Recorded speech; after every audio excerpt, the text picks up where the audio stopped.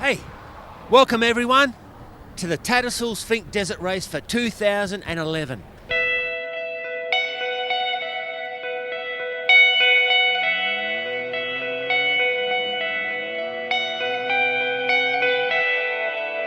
Every June, on the Queen's birthday long weekend, the Red Centre gears up for one of Australia's most iconic motor races.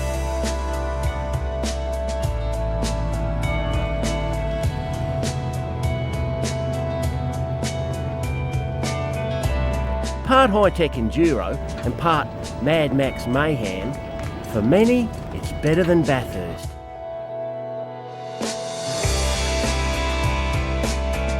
Oh, just the atmosphere and the people up here. The whole town gets behind it. It's an awesome race. This is the biggest off-road event in the country and arguably in the Southern Hemisphere. Buggies and bikes skate the berms and the washouts at breakneck speed, from Alice Springs all the way down the 226 kilometre track to Finke. And then, if they're still in one piece, back to the Alice. I don't know, it just gets into your blood once you're into it and you just get sucked in.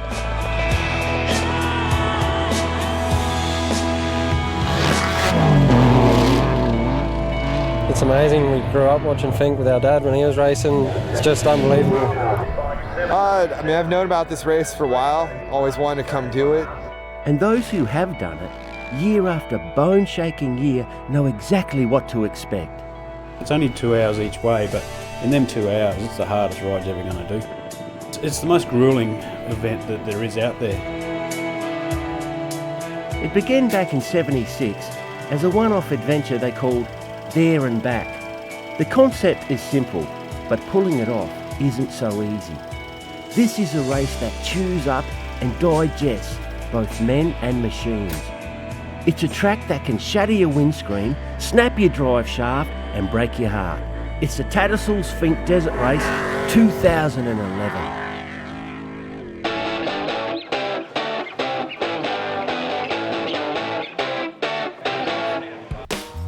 Every year since inception, the Finke experiences a rising surge of interest. More fans, more facilities, and always more starters. This year's Tattersalls Finke Desert Race is, in my opinion, the best that we've had.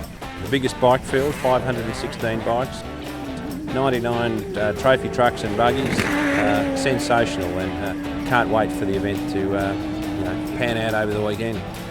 But first things first, at Friday's scrutineering, vehicles and gear are checked for safety and compliance. It's a chance for some to show off before the race really takes its toll. Well, welcome. This is car 213. It's a locally built car, has A-arm front end, all chrome moly, Fox shock absorbers. The paint job's beautiful, it's all stickers. It's a Tatum chassis, built in California. It's a D22 Nissan. We're running a Jimco chassis built from the States. Got a Honda NSX turbocharged engine in it. Got a Ford 9-inch diff. UHF radio, sequential gearbox. 2-speed power glide. First aid kit, positive helmet, ventilation. 6-piston calipers, both front and rear. Jack. We run all the trans coolers and the radiators in the back to keep them out of the rocks, and fuel tank here as well. We run 200 litres. Very comfortable to ride in, which is good for me because I'm the navigator. Professionally built for off-road racing. There's nothing in them other than the engine that's actually comes out of a production car. Mendiola gearbox, which is quite expensive. Not much you see here comes cheap, but there's really no minimum spend for the entrance. And that's one of the Finke's many virtues. It's affordable for the average mug punter. If anyone that can raise an entry fee and get the appropriate licence can enter a buggy or a bike.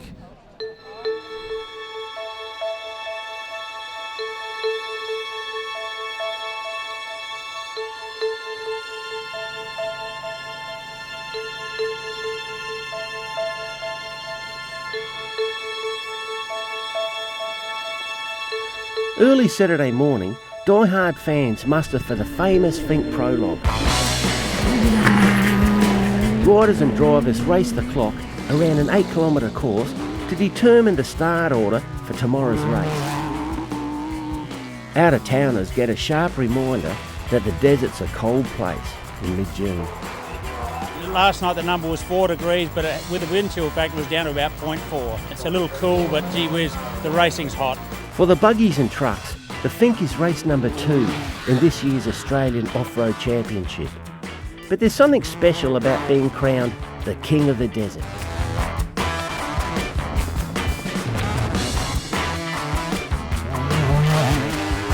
Anyone can potentially win the race, but recent history suggests that the person who does will be driving a buggy.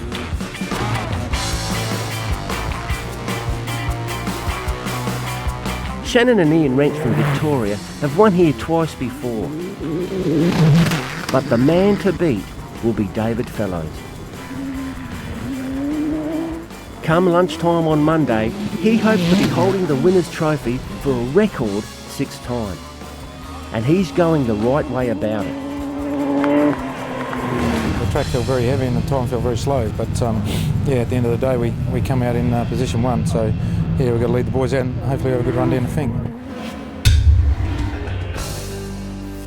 The 3 fastest machines in this part of the prologue are all pro buggies. They'll be the first down the track on Sunday morning.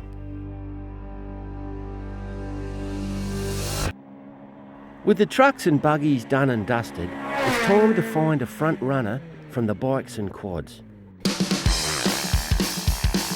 From a massive field, a dozen or so riders are expected to fight for a place at the front of the pack. One of the pre-race favourites is Toby Price, who won the bike trophy last year on his very first attempt.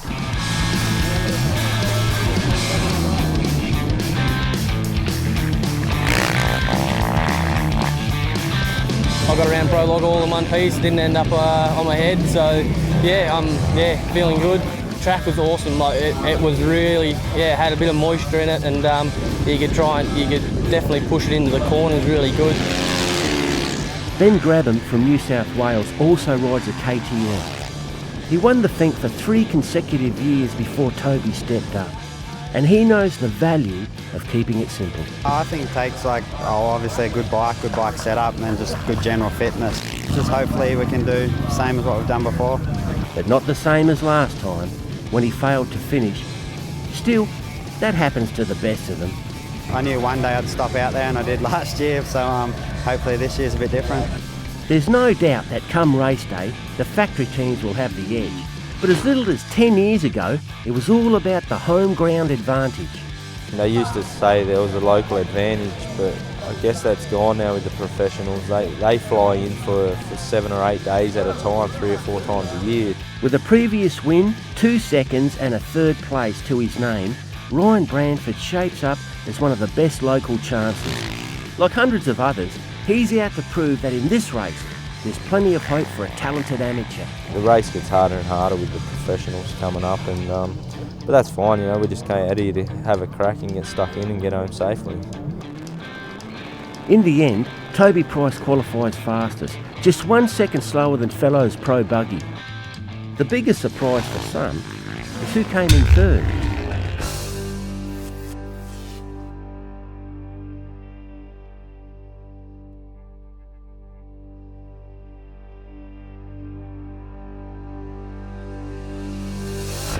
"20-year-old Jack Dooley McDonald is Alice Springs born and bred.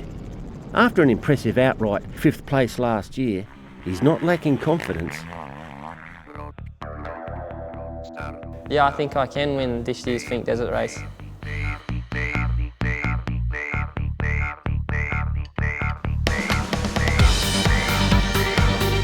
Yamaha's really fast, KTM's got 5 blokes or 4 blokes that can obviously ride really well, it's their job, where we're trying to take back the crown to the local guys and that.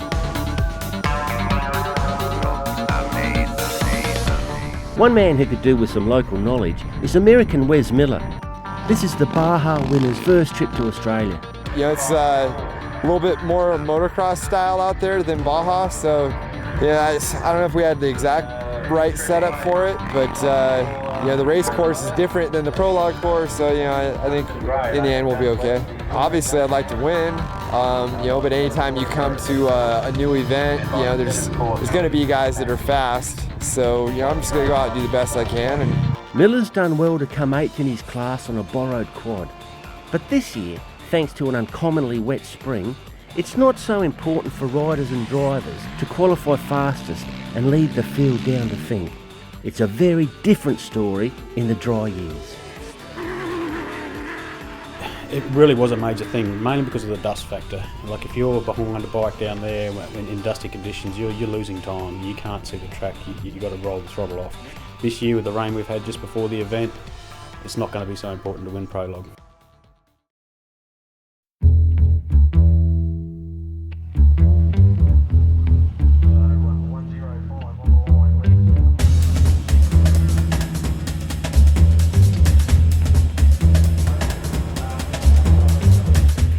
Despite the record number of entries, everything runs like clockwork on Sunday morning.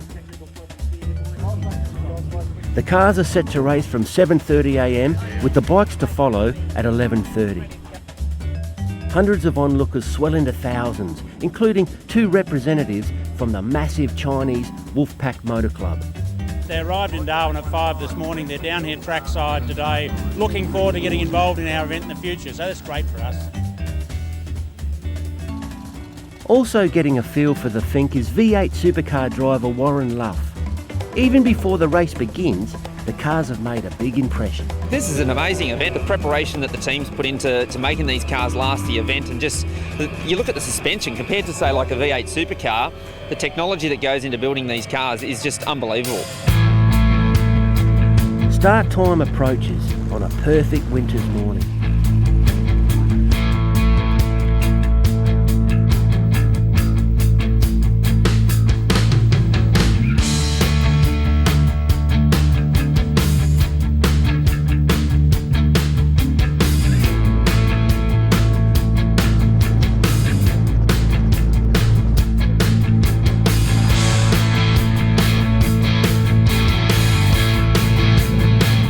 Like so many others gathered to witness the skills and the speed, the chaos and courage of the Finke, race president Anthony Yoffa is in his element. Here we are in the most beautiful part of the country in Central Australia, and racing through pristine desert country, 12,000 people camping out. Just the picture and the fabric of the event is just fantastic.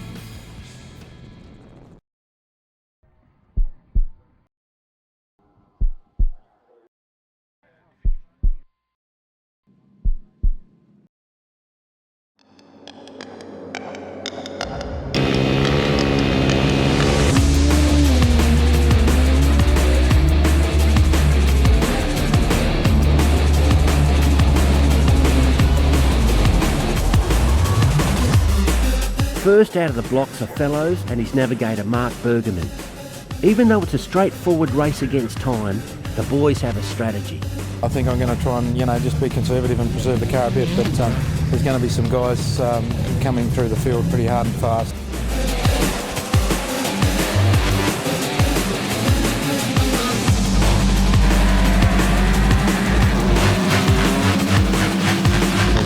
A really top field of cars here this year and some really good drivers, so it's going to be interesting to see the times that we get to Finke. That's assuming they get there at all. If history is any kind of guide, 1/3 of the field won't make it to Apachula, and less than half will manage the return to Alice Springs under their own steam. Not hard to believe when you look at the track and the way they drive it.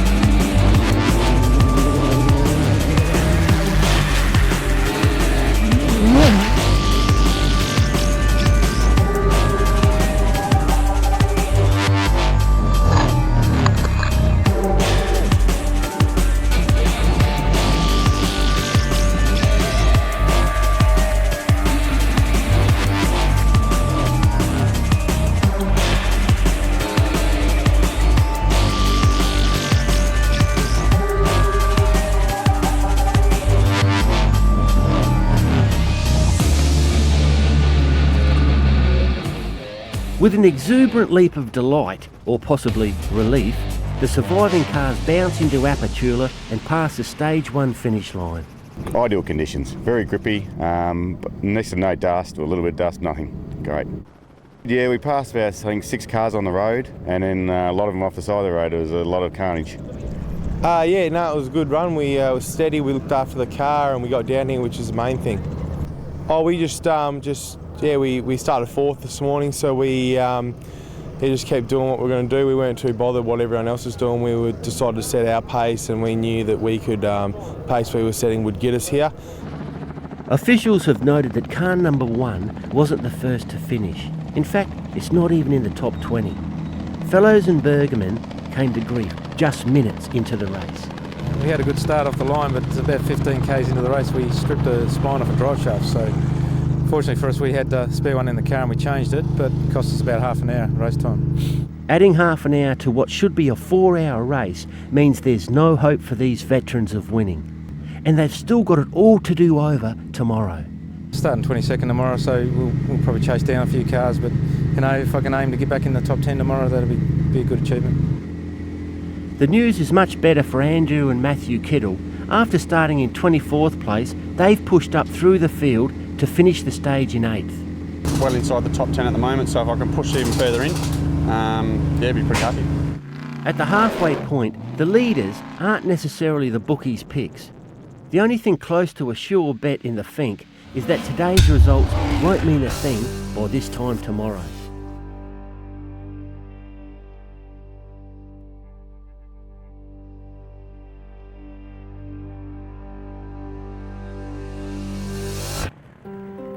Back in Alice Springs, the bikes are mustering for their own assault on the famous desert track.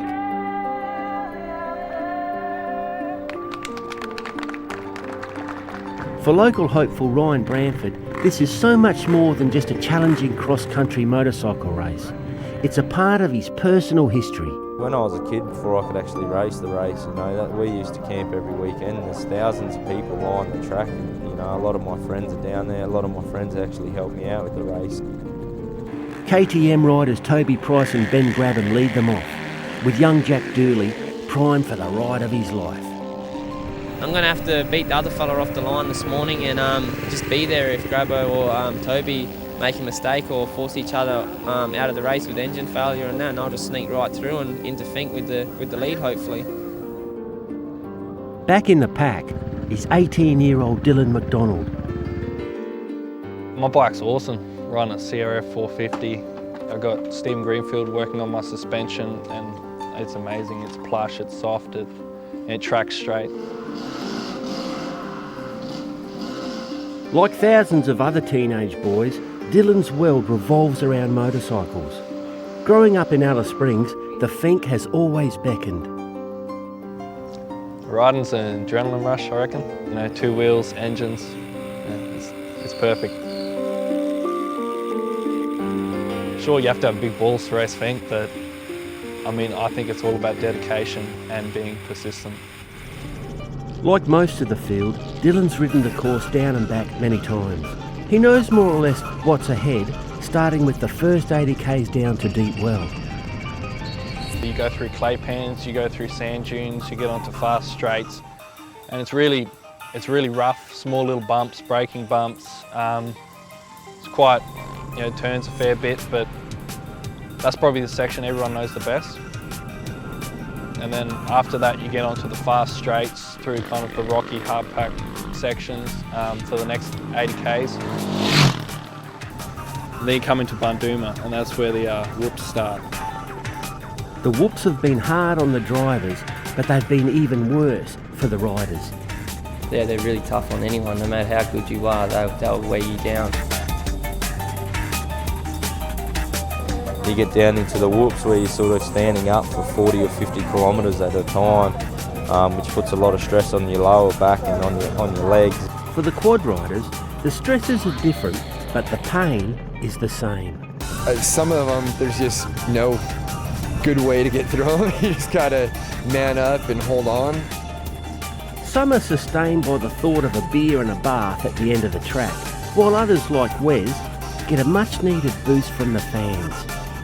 when you guys are cheering, it gives us more incentive to twist that throttle and keep going. So, everybody cheer us on. We appreciate it.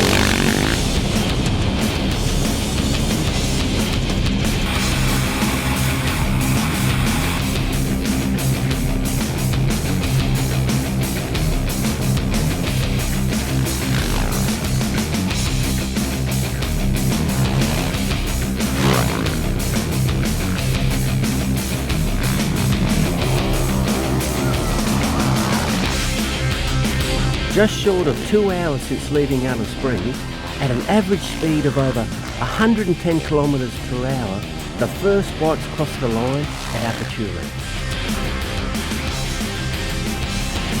Just like Fellows, front-runner Toby Price hasn't made the top 20. Mechanical problems have ruined his chances of back-to-back wins.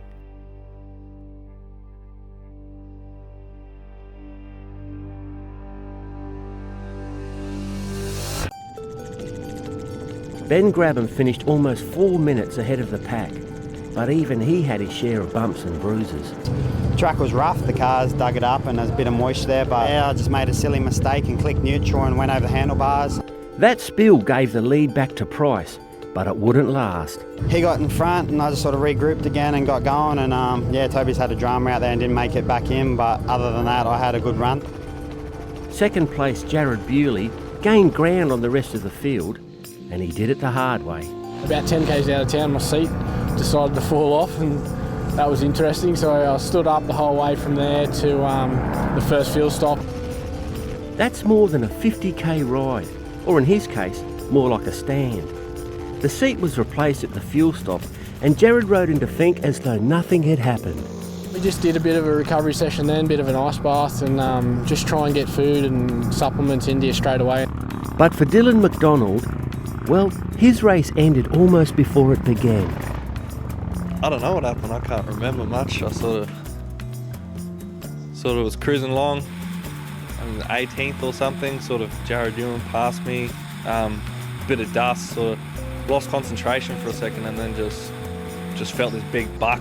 That split second, didn't see whatever it was I hit. I think it was a sort of little creek bed. I was riding off to the side of the track. I was kind of trying to keep out of the rough bits, but ended up just making it worse, falling into a hole and just end for end car wheels and all that. Hello. Well, I kind of remember some people dragging me off the track. My whole body was just stiff, and well, the shock went away, and then the pain started to come on. My shoulder, something is really wrong. It's a little deformed and out of place. And on lots of drugs. Dylan's airlifted to hospital with a dislocated shoulder. Meantime, the riders and drivers who survived stage 1 know they've got more punishment in store on the way back.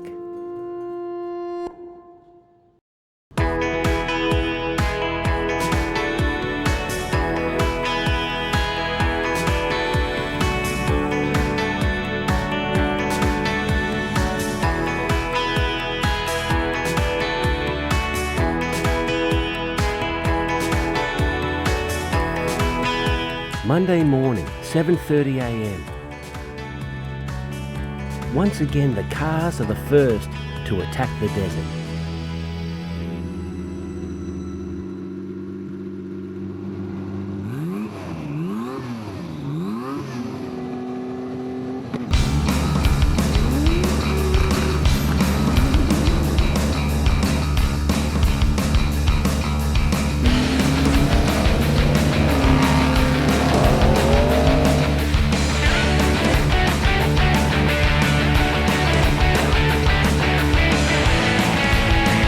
If anything, the drivers are likely to push even harder on the return trip.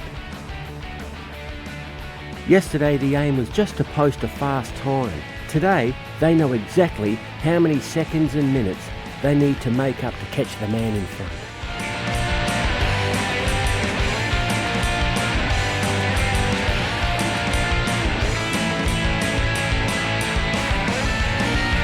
In all but the most severe terrain, it's pedal to the floor stuff for the trucks and buggies. In fact, way over the legal speed limit for any freeway in the country. I guess the medium whoops we're doing about 160, 180 kilometres an hour across the top. The bigger whoops we've just got to slow down and roll through them to probably 60 or 80 kilometres an hour, but we see top speeds of in excess of 220 kilometres an hour.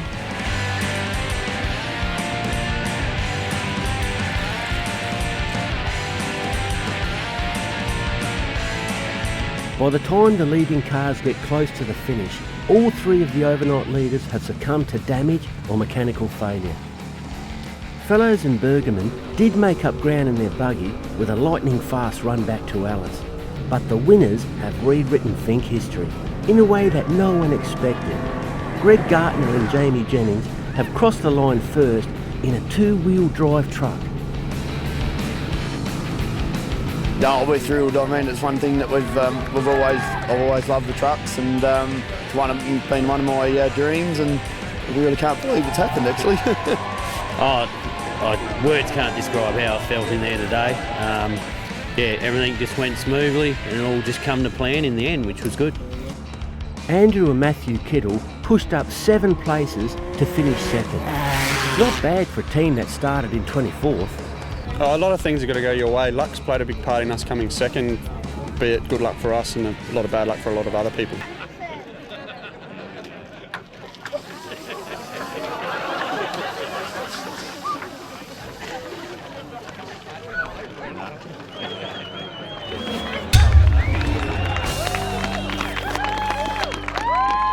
The top 3 cars all made the gruelling return trip in less than 4 hours.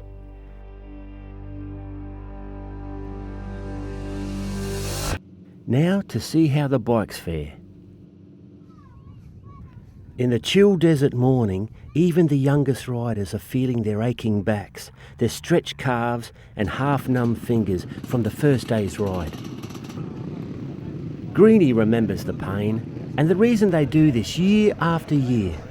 I think a lot of it's the challenge, the challenge of beating the desert and getting your name on that trophy. It was never about the prize money, it was always about getting your name on that trophy and having the prestige of being the guy that won Finke.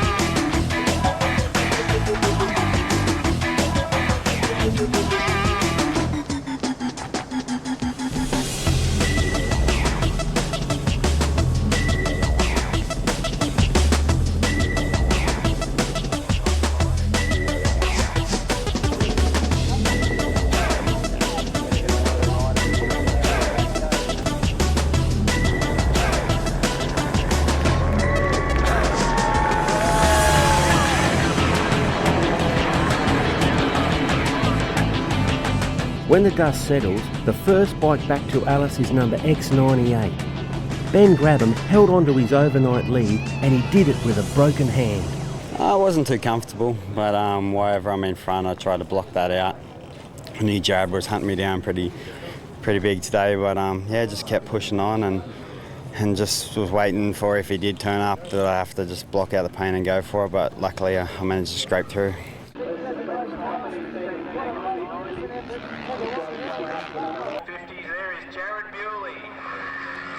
Started 3 minutes and 56 seconds.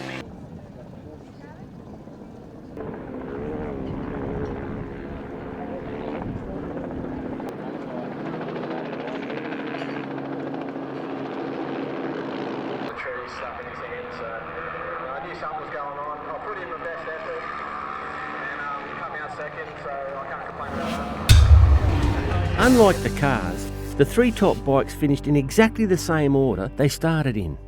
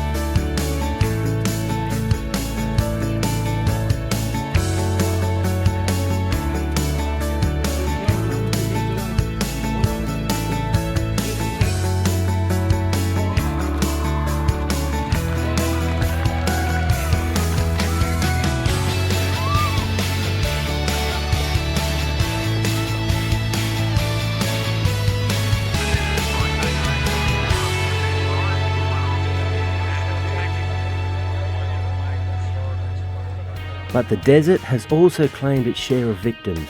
One of them is Jack Dooley McDonald on his Yamaha. He doesn't recall the accident today. He left in 8th this morning and he caught up to 5th place before the accident. And he may have been pushing a little too hard, but you've got to put yourself on the line to do any good in this event. Fortunately, Jack's bike is more banged up than he is. And the day I'm still alive and still walking, so I'm a little bit happy about that. Just wasn't my time. I have to come back next year and have another crack at it. And that's pretty much the attitude of everyone who takes part in the thing. I don't know, it just gets into your blood. It's something that you can't deny it, you can't get out of it. Once you're into it, and you just get sucked in, and it just absorbs you, and you just keep going until you achieve your goals.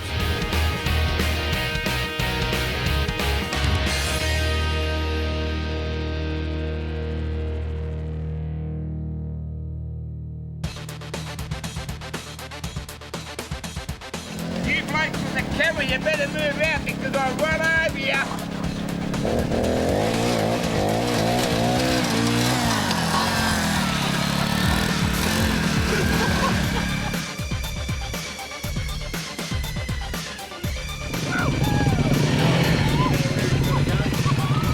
Oh, mate.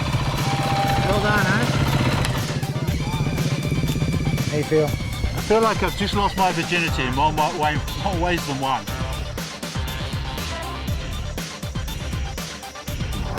Moche, you're from Poland, but you've based yourself in Sydney now. What brings you out to the Finke race? The magic of this place, guys. This is a fantastic race. This is my third go. First time I was slow just to get the peg. This year I've got a bit of ambition, not too much.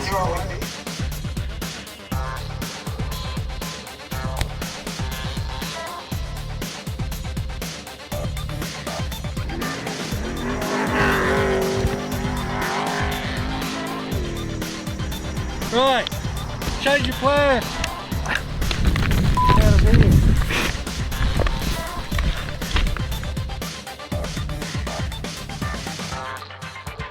You look as fresh as a daisy. Oh yeah, it was a hell of a ride, but we got here.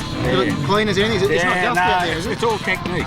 It's all technique. These blokes just do it so hard, and if you just do it right, Right at home now. Well, all the way back to Sea Lake. You haven't had a shower or something like that? No, this is it. Yeah. No, I don't know what these blokes are doing. They must be off the track or I don't know what it is, but no, it's easy. Ladies can do this. Oh yeah, she's hard yakka. It's you got to be fit.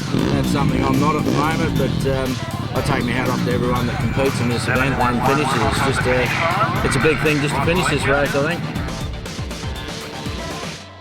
Okay, Red Centre race fans, let's go.